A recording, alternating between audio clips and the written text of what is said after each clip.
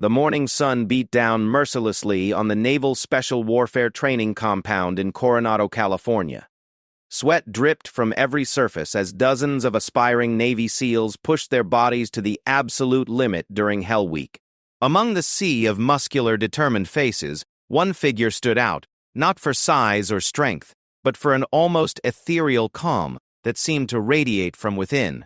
Sarah Chen moved through the obstacle course with fluid precision, her smaller frame navigating the brutal challenges with an efficiency that bordered on poetry. At 5'4" and weighing barely 130 pounds, she was dwarfed by most of her fellow trainees, yet somehow she consistently finished in the top tier of every exercise. Her dark hair was pulled back in a regulation ponytail, and her almond-shaped eyes held a depth that suggested experiences far beyond her apparent 20-something years. The other trainees had noticed her from day one, though not always for the right reasons. During their first week of basic underwater demolition training, when she had quietly corrected an instructor's tactical assessment during a briefing on underwater demolitions, several of the more vocal recruits had exchanged knowing glances. When she demonstrated an intimate knowledge of explosive compounds that impressed even the seasoned demolitions expert leading the session, whispers had begun to circulate. "Who does this chick think she is?" muttered Jake Morrison, a former college football player from Texas whose ego was as large as his biceps, acting like she knows more than the instructors. His best friend and fellow recruit, Danny Rodriguez, nodded in agreement. "Probably some admiral's daughter who thinks daddy's rank means something here. I've seen it before. Military brats who think they're entitled to respect they haven't earned." The speculation grew legs during the second week when Sarah casually mentioned during a navigation exercise that she had spent time in classified locations overseas. When pressed for details, she simply smiled and said she couldn't discuss operational matters. This response sent Jake and Danny into fits of barely contained laughter. "Operational matters?" Jake had snorted. "What operation?" Probably tagged along on some diplomatic mission with Mommy and Daddy. The two had taken to calling her Admiral behind her back, a nickname that quickly spread among a small but vocal group of trainees who seemed to take pleasure in undermining her quiet confidence. They would stage elaborate mock salutes when she passed, whisper "Yes, Admiral" in response to her suggestions during team exercises, and generally treat her presence as an elaborate joke. Sarah never responded to their taunts directly. She simply continued to excel at every challenge thrown her way. During the grueling log PT sessions, where teams of 6 had to carry massive telephone poles through sand and surf, she consistently pulled more than her weight, despite being the smallest member of any team she joined. In the pool, her underwater endurance was legendary. She could hold her breath longer than men twice her size and swim distances that left seasoned athletes gasping. But it wasn't just her physical capabilities that set her apart. During tactical discussions, she would occasionally offer insights that demonstrated a sophisticated understanding of military strategy and operations. When the class studied small unit tactics, she could anticipate enemy movements with uncanny accuracy. During weapons training, she handled every firearm with the familiarity of someone who had used them extensively in real-world situations rather than just on shooting ranges. Chief Petty Officer Marcus Williams, one of the senior instructors, began to take notice of the dynamics playing out in his class. A 20-year veteran with multiple combat deployments, Williams had seen every type of recruit imaginable. He recognized something special in Sarah, though he couldn't quite put his finger on what it was. There was a quality to her movements, a way she processed information and made decisions under pressure, that reminded him of the most elite operators he had worked with during his time in special operations. Williams also noticed the undercurrent of resentment from some of the male trainees. During one particularly challenging exercise where teams had to assault a mock enemy position under simulated fire, Sarah had taken charge of her squad when their designated leader froze under pressure. Her tactical decisions had been flawless, leading to a textbook mission completion that impressed all the instructors.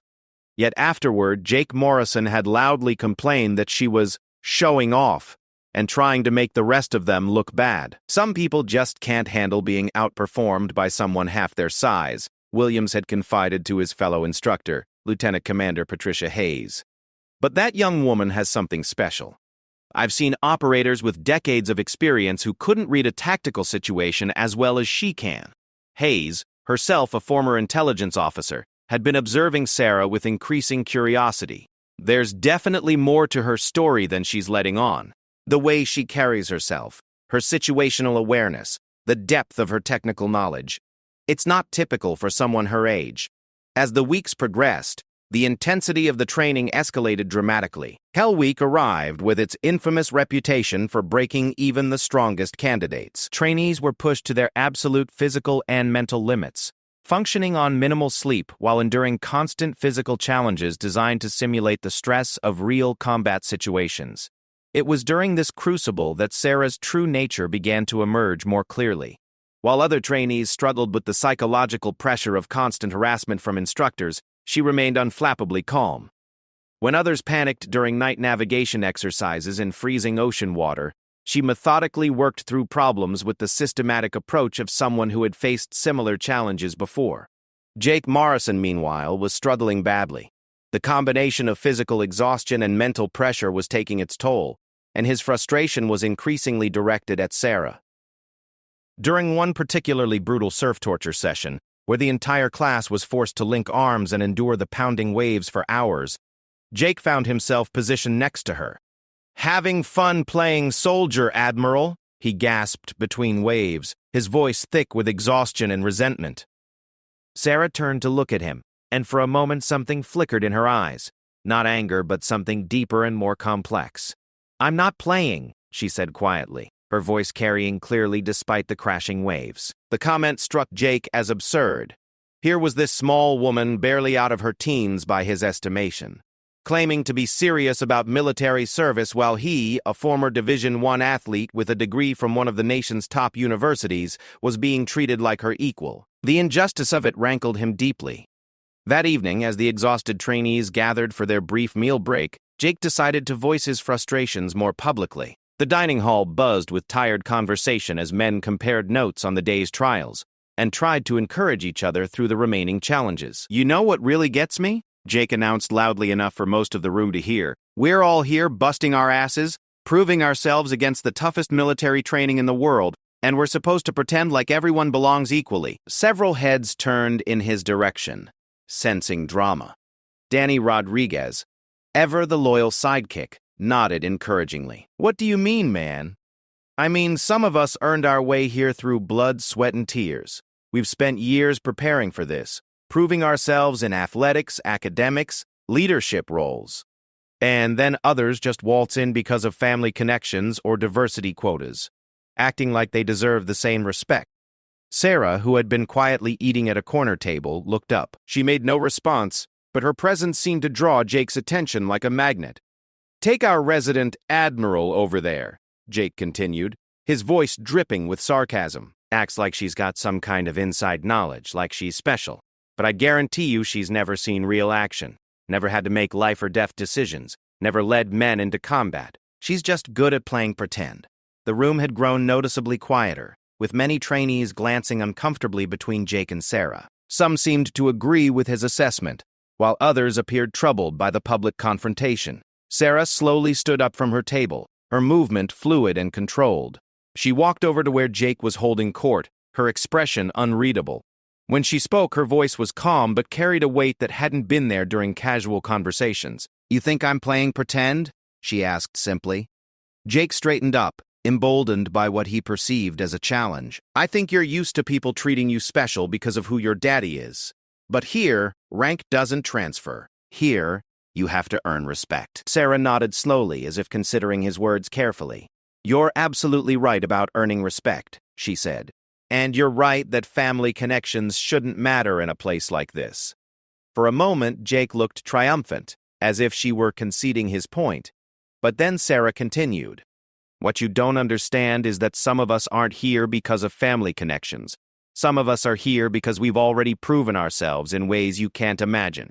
Some of us are here not to learn how to be warriors, but to understand what it means to lead them." The cryptic nature of her response only fueled Jake's irritation. "More mysterious hints about your secret background? Come on, Admiral, if you've got credentials, let's hear them. What's your story? Where did you serve? What unit were you with?" Sarah was quiet for a long moment, and something in her demeanor shifted subtly. When she spoke again, her voice carried a new quality, not louder, but somehow more present, more commanding. "Some stories can't be told in a place like this," she said. "Some experiences are classified at levels you don't have clearance for. But I will say this. Every person in this room has earned their place here through dedication and sacrifice. That includes me, regardless of what you choose to believe." With that, she turned and walked away, leaving Jake feeling simultaneously victorious and unsettled. He had gotten the last word, publicly challenged her mysterious persona, and she had failed to provide any concrete evidence of her supposed experience. Yet something about the encounter left him feeling like he had missed something important. Chief Williams, who had been observing the exchange from across the room, made a mental note to have a conversation with his superiors about Sarah Chen. Her response to Jake's provocation had been perfectly professional, but there had been something in her bearing, something in the way she carried herself, that triggered recognition in his experienced eye. Later that night, as the trainees tried to catch what little sleep Hell Week allowed, Jake lay in his bunk replaying the confrontation. Despite his public victory, he couldn't shake the feeling that he had been dancing around something much larger than he understood. Sarah's calm confidence in the face of his challenge hadn't wavered, and her cryptic responses suggested depths he hadn't considered. But his pride wouldn't allow him to back down now. If anything, her mysterious act only convinced him further that she was putting on a show, trading on connections and privileges that real warriors like himself could never access. The stage was set for a reckoning that would reshape everyone's understanding of exactly who Sarah Chen really was. The tension in the training compound reached a boiling point during the 4th day of Hell Week. Sleep deprivation, physical exhaustion, and constant stress had stripped away the veneer of civility that normally governed interactions between the trainees. Raw emotions and true personalities emerged under the relentless pressure.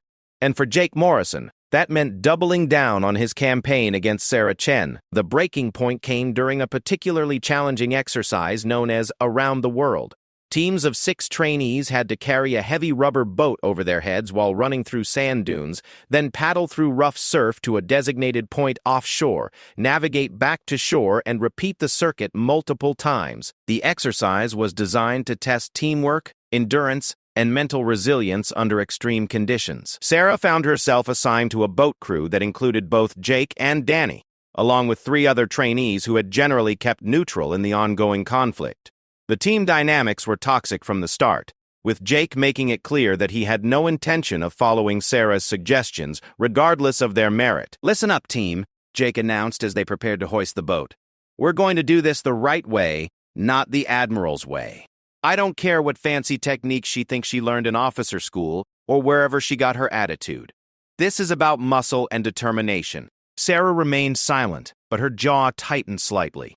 She had been hoping that the intensity of Hell Week would force the group to focus on performance over personal conflicts, but Jake seemed determined to make their shared suffering about his wounded pride. The first circuit went poorly. Jake insisted on setting a pace that was unsustainable for the smaller team members, leading to multiple stumbles and near drops of the heavy boat. During the paddle portion, his aggressive stroke rhythm threw off the team's coordination, causing them to drift off course and waste precious energy fighting the current. By the time they returned to shore for the second circuit, their boat crew was already falling behind the other teams. The instructors were taking notice, and not in a good way. Chief Williams watched with growing concern as internal conflict undermined what should have been a cohesive unit. "Morrison," Williams called out as the team struggled to reorganize, "your crew's performance is substandard. Figure out your leadership issues or you're all heading home." The warning should have been a wake-up call, but Jake interpreted it as validation of his approach. If the instructors were criticizing the team's performance, it must be because Sarah's presence was disrupting unit cohesion. In his exhausted, stressed mindset, the logic seemed unassailable. "You heard the chief," Jake said to Sarah as they prepared for the second circuit. "Your little games are putting the whole team at risk. Either start following orders or get out of the way." For the first time since the training began, Sarah's composure cracked slightly. "My games?" she replied, her voice carrying a sharp edge that several team members had never heard before. "I haven't said a word. I've followed every instruction you've given. even when they were tactically unsound. Tactically unsound? Jake's voice rose dangerously. Listen to yourself. You're a trainee, just like the rest of us. You don't get to evaluate tactics. You don't get to second-guess decisions. And you definitely don't get to act like you know better than people who've actually earned their leadership positions. The confrontation was attracting attention from other boat crews, who paused in their own preparations to watch the drama unfold. Danny Rodriguez stepped closer to Jake, ready to provide backup if needed, while the other 3 team members looked increasingly uncomfortable with the public nature of the conflict. Sarah took a deep breath, and when she spoke again, her voice had returned to its characteristic calm, but there was something different now, something that made even Jake pause despite his anger. You're right about one thing, she said. Leadership positions need to be earned. They need to be earned through competence, through the ability to make decisions under pressure, and through the wisdom to put mission success above personal ego. She stepped closer to Jake, and despite the significant difference in their size, her presence somehow seemed to fill more space than his. What you don't understand is that some of us have already done that earning. Some of us have already proven ourselves in environments that make this training look like a warm-up exercise. Jake laughed, but the sound was forced. Still with the mysterious background story. Still pretending to be something you're not. Fine, Admiral. Since you're such an expert on leadership and tactics, why don't you enlighten us? What's your vast experience? What makes you so special? Sarah was quiet for a long moment, her eyes scanning the faces of her teammates and the growing audience of curious trainees. When she spoke, her words were measured and deliberate. 3 years ago, I was leading a 12-person direct action team through the mountains of Afghanistan, she said quietly. Our mission was to locate and eliminate a high-value target who had been responsible for coordinating attacks on coalition forces throughout the region. The casual way she delivered this information sent a chill through the gathered trainees. Jake's expression shifted from anger to confusion, while Danny took an unconscious step backward. We inserted by helicopter at 0300 hours, 15 kilometers from the target location, Sarah continued, her voice taking on a clinical, professional tone. The intelligence was solid, but the terrain was more challenging than expected. We had to navigate through hostile territory while avoiding detection by local militia groups that were actively patrolling the area. Jake's mouth opened to interrupt, but something in Sarah's demeanor stopped him. There was a quality to her description that was too detailed, too specific, too matter-of-fact to be fabricated. The target was holed up in a compound that intelligence had described as lightly defended, she went on. When we arrived, we discovered that the situation had changed dramatically. There were approximately 30 hostiles on site, including several foreign fighters with advanced tactical training. By now, the entire beach had grown quiet. Even the instructors had stopped their activities to listen, though they maintained their positions to avoid disrupting the training exercise officially. I had a choice to make, Sarah said, her eyes fixed on Jake's face. I could abort the mission and return with my team intact, or I could adapt our tactics to address the changed situation. The target was confirmed on site, and intelligence indicated he was planning to move within the next 24 hours. If we let him go, dozens of coalition soldiers and hundreds of Afghan civilians would likely die in the attacks he was coordinating. She paused, and in that silence, Jake felt his certainty beginning to crumble. I made the call to proceed. We spent 6 hours conducting close reconnaissance, identifying patrol patterns, guard rotations, and structural vulnerabilities. Then we executed a coordinated assault that neutralized the target and 17 hostiles, while taking 0 casualties among our team. The specificity of her account was stunning. Jake found himself trying to process the implications of what she was describing. If her story was true, she wasn't just a trainee with family connections. She was an experienced combat veteran who had led successful operations under extreme conditions. The mission earned my team a unit citation and led to the disruption of 3 major attack networks, Sarah concluded. More importantly, it kept a lot of good people alive. That's the kind of leadership and tactical decision-making that I've been trained to do. That's the experience I bring to this training. Jake stood frozen, his mind racing. Every instinct told him that her story was too elaborate, too detailed to be a fabrication. But accepting its truth would mean acknowledging that his entire perception of her had been wrong, that his campaign of harassment had been directed at someone who had already proven herself in combat while he was still playing college football. "You're claiming you led combat operations?" he asked, his voice much quieter than before. "What unit? What rank? How old are you?" Sarah's expression softened slightly, as if she recognized the genuine confusion in his questions rather than the antagonism that had characterized their previous interactions. "Some details I can't share," she said. "Operational security requirements don't disappear just because we're in training. But I will say that I'm older than I look. I've held leadership positions in units you've probably never heard of, and I'm here because the Navy believes I have something valuable to contribute to the special operations community." The revelation hung in the air like smoke from a battlefield. Jake felt the ground shifting beneath his feet as he tried to reconcile this new information with his assumptions about military hierarchy, age, and experience. If Sarah was telling the truth, then his Admiral nickname had been more accurate than he had realized, just not in the way he had intended. Danny Rodriguez, who had been Jake's most vocal supporter in the campaign against Sarah, looked like he wanted to disappear into the sand. The other trainees were processing the implications in various ways, some nodding with new understanding, others still skeptical but clearly shaken by the conviction in her voice. Chief Williams, who had been listening from a respectful distance, stepped forward. "All right, people. Story time is over. We've got training to complete, and the ocean doesn't care about anyone's background. Morrison, Chen, get your boat crew sorted out and back to work. Move!" The authority in his voice snapped everyone back to the immediate reality of Hell Week, but the dynamic among the trainees had shifted fundamentally. As they lifted the boat over their heads for the next circuit, Jake found himself following Sarah's subtle hand signals for coordination rather than fighting them. Her suggested pace proved to be sustainable and efficient, and her navigation recommendations during the paddle portion kept them on course with minimal wasted effort. For the first time since the exercise began, their boat crew finished in the top third of their class. The improvement was so dramatic that several instructors took notice, with Lieutenant Commander Hayes making notes on her clipboard about the team's sudden improvement in performance. But the questions raised by Sarah's revelation were far from resolved. If she was telling the truth about her combat experience, what was she doing in basic SEAL training? Why would someone with proven leadership experience submit herself to the same process as raw recruits? And if her background was as classified as she suggested, how much of the truth could she actually share? Jake wrestled with these questions throughout the remaining hours of that brutal day. His exhaustion made clear thinking difficult, but he couldn't escape the growing realization that he had been operating from fundamentally flawed assumptions. The woman he had dismissed as privileged and inexperienced might actually be one of the most qualified people in their training class. As the day finally ended and the trainees collapsed into their brief rest period, Jake found himself staring across the barracks at Sarah's bunk.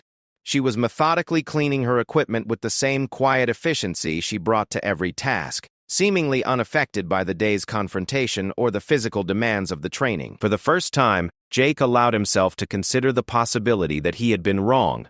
Not just wrong about her background, but wrong about what her presence in their training class represented. If she truly had the experience she claimed, her quiet confidence wasn't arrogance. It was the earned assurance of someone who had already proven herself under fire. The thought was humbling in a way that Jake wasn't sure he was ready to handle. But as he watched Sarah complete her equipment maintenance and settle into her rest position with military precision, he began to understand that his education about real leadership was just beginning. The morning after Sarah's revelation brought an uncomfortable new dynamic to the training compound. Word of the confrontation had spread through the trainee ranks like wildfire, creating divisions and speculation that threatened to undermine unit cohesion at the worst possible time. Hell Week was designed to forge bonds between teammates through shared suffering, but the questions surrounding Sarah's true background were having the opposite effect. Jake Morrison found himself in an impossible position. His entire identity within the training class had been built around his role as the natural leader, the college athlete with the right combination of intelligence, physical capability, and competitive drive to succeed in the most elite military unit in the world. But Sarah's claims, delivered with such matter-of-fact conviction, had shaken that foundation to its core. During the morning physical training session, Jake caught himself watching Sarah more carefully than ever before. Every movement, every response to instructor commands. Every tactical suggestion she offered was now viewed through the lens of her alleged combat experience. And what he saw was unsettling. There were subtle indicators he had missed before. The way she automatically took cover positions during tactical exercises. The systematic way she scanned for threats during supposedly routine activities. The unconscious hand signals she used that seemed more advanced than anything they had been taught. Danny Rodriguez approached Jake during a brief water break, his expression troubled. "And what do you think about what she said yesterday? That stuff about Afghanistan and leading combat teams?" Jake shook his head, still processing. "I don't know what to think. It could all be bullshit. Some elaborate story to shut us up. But it didn't sound like bullshit," Danny finished. The way she described that mission, the details, the way she talked about making tactical decisions, that wasn't something someone just makes up. The conversation was interrupted by Chief Williams calling the trainees to attention for a special briefing. The senior instructor's expression was unusually serious as he addressed the assembled group. "Ladies and gentlemen, we have a problem," Williams began. "Over the past 24 hours, I've observed a breakdown in unit cohesion that threatens the integrity of this training cycle. Personal conflicts and speculation about individual backgrounds are interfering with your ability to function as a team." His eyes swept across the group, lingering for a moment on both Jake and Sarah.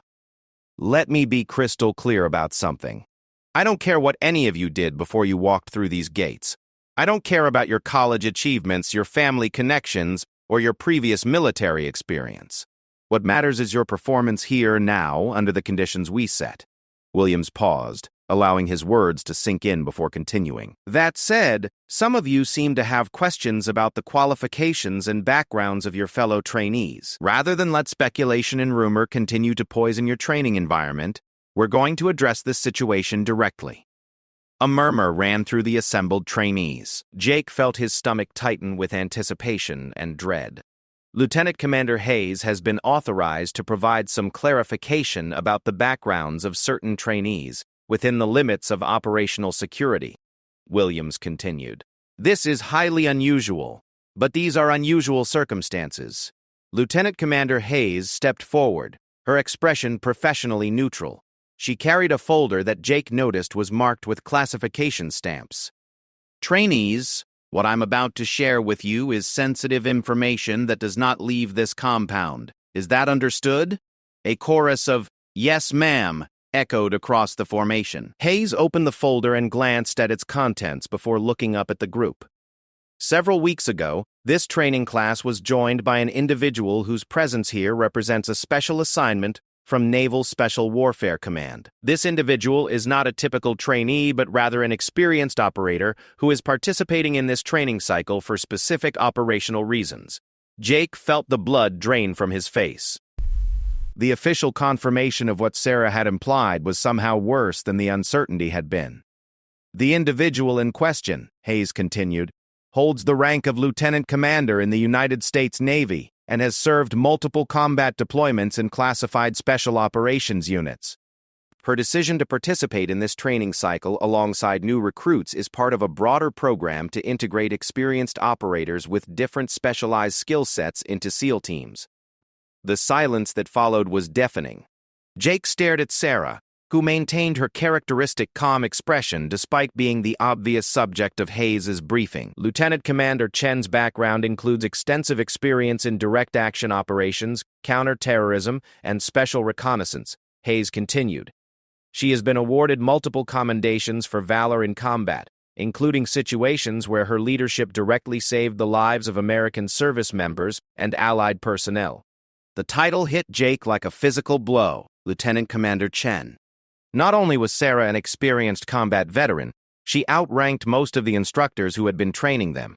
She was a senior officer who had chosen to endure the same brutal hazing and physical challenges as raw recruits, not because she needed to prove herself, but because the mission required it. "Ma'am," Jake heard himself say, his voice hoarse with shock.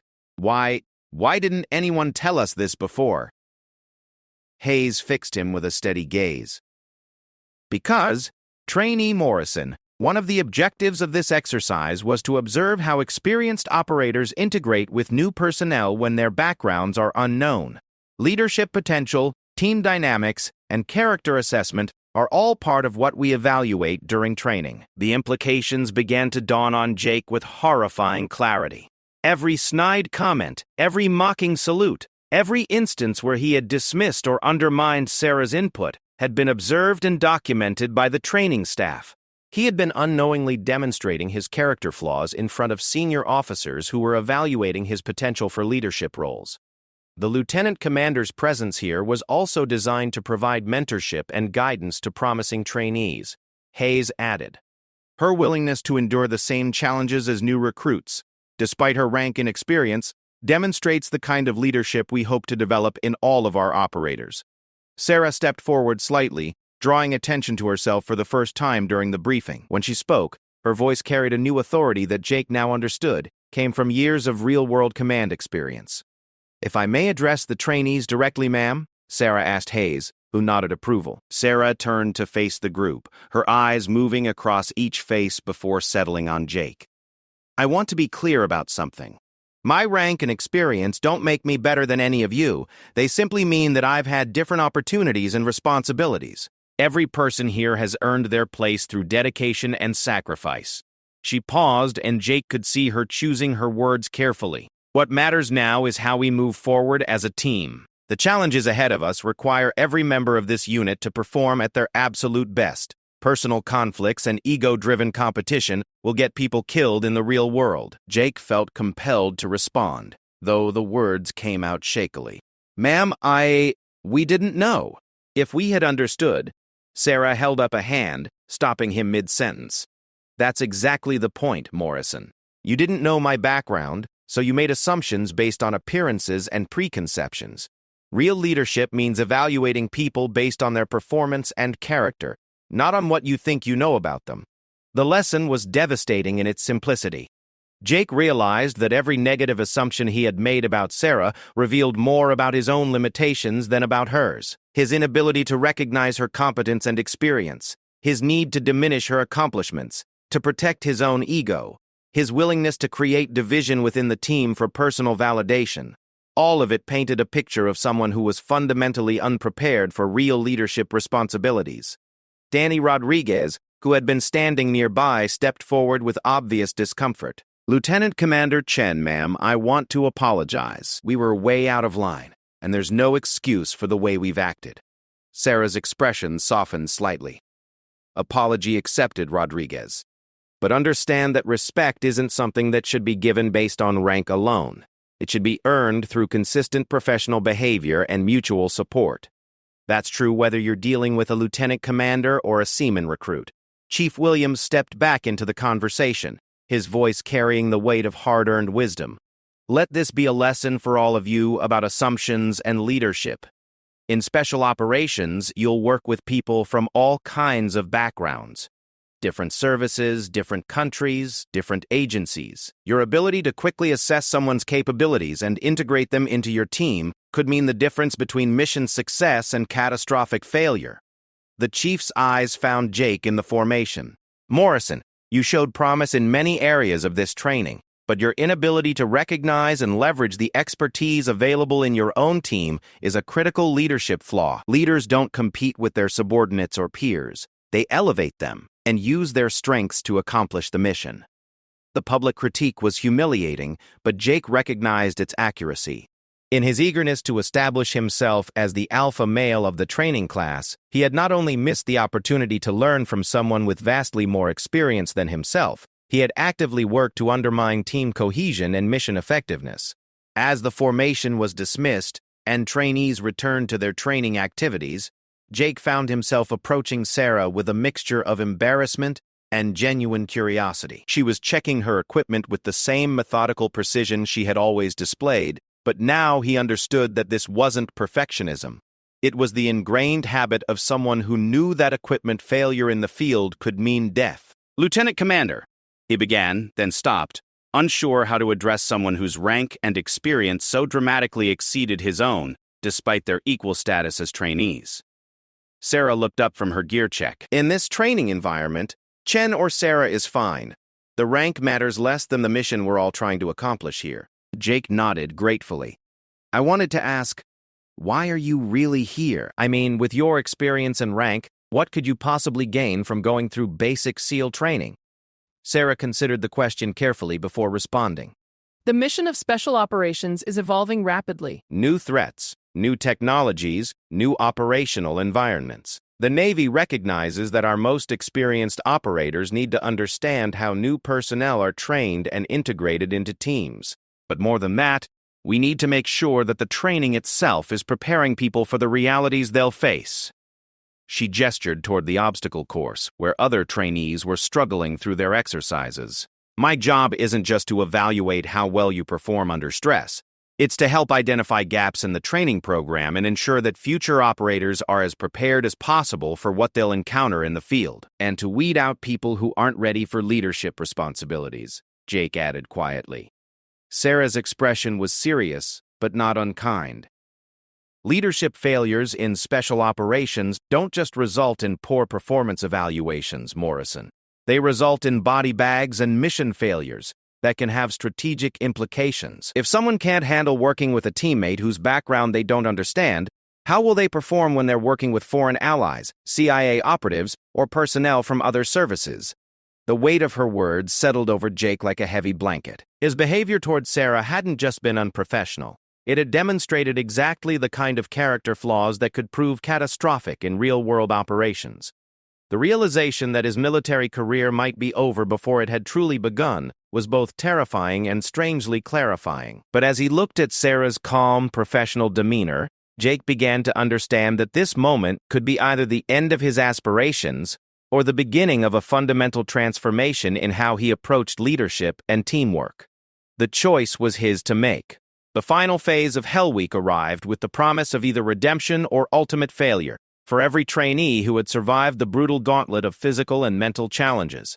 For Jake Morrison, the remaining days represented something more personal than graduation from training. They were his last opportunity to prove that he could overcome the character flaws that had been so publicly exposed. The revelation of Sarah's true rank and experience had sent shockwaves through the entire training class that continued to reverberate days after Lieutenant Commander Hayes's briefing. Some trainees, particularly those who had remained neutral during the earlier conflicts, found themselves reevaluating their own performance and interactions with new understanding. Others, who had quietly supported Jake's campaign against Sarah, were grappling with feelings of embarrassment and regret. But it was Jake himself who faced the most profound reckoning. The knowledge that he had spent weeks undermining and disrespecting a decorated combat veteran who outranked him by multiple levels was a humiliation that cut to the very core of his identity. Every memory of his mocking salutes, his dismissive comments about her, playing pretend, and his public challenges to her credibility now seemed like evidence of his own profound ignorance and immaturity. The training schedule for the final phase was designed to push the remaining candidates to their absolute limits while evaluating their leadership potential under extreme stress. Mock combat scenarios, complex tactical problems, and life-or-death decision-making exercises would determine who among them possessed the mental and emotional resilience necessary for special operations. Chief Williams had made it clear that the character evaluations would be just as important as physical performance. Anyone can learn to shoot straight and swim fast, he had told them during one of his evening briefings. What we can't teach is integrity, judgment under pressure, and the ability to put mission success above personal ego. Those qualities either exist or they don't. For Sarah, whose true identity was now known throughout the training compound, the dynamic had shifted dramatically. Instructors who had been pushing her as hard as any other trainee now sought her input on tactical scenarios and deferred to her experience when discussing real-world applications of their training. But rather than leveraging this newfound recognition, she continued to participate in every exercise as an equal among equals, offering guidance only when asked, and maintaining the same humble professionalism that had characterized her behavior from the beginning.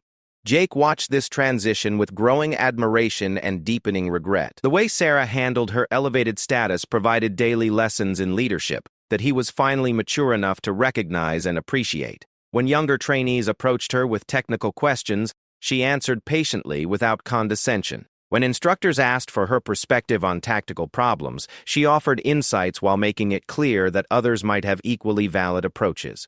When given opportunities to assume formal leadership roles in exercises, she accepted them graciously, but used her authority to develop others rather than simply dominating the situation. The first major test of the final phase came during a complex night infiltration exercise that required teams to navigate hostile territory, conduct reconnaissance on a mock enemy installation, and extract without detection. The scenario was designed to simulate real-world special operations missions, complete with unpredictable variables and time-sensitive decision points. Jake found himself assigned as the nominal leader of a 6-person team that included Sarah, Danny Rodriguez, and 3 other trainees who had proven themselves capable during the previous phases of training. The irony of leading a team that included someone with vastly more experience than himself was not lost on Jake, but he approached the responsibility with a new humility that would have been impossible weeks earlier.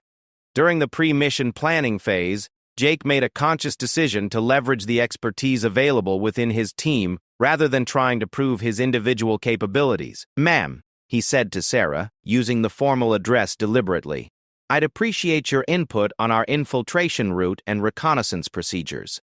Sarah studied the terrain map and operational overview before responding.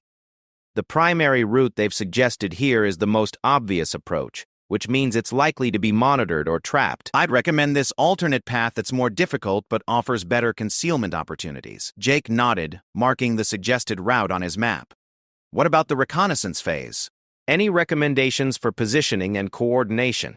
"Split the team into 3 pairs, Sarah suggested. Observation post here with overwatch capabilities, close reconnaissance team here to gather detailed intelligence, and security element positioned to cover our withdrawal route.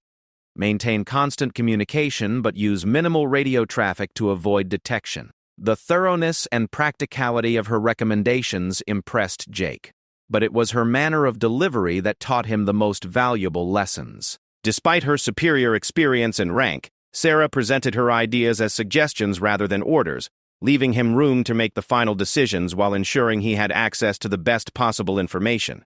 The mission itself unfolded with textbook precision.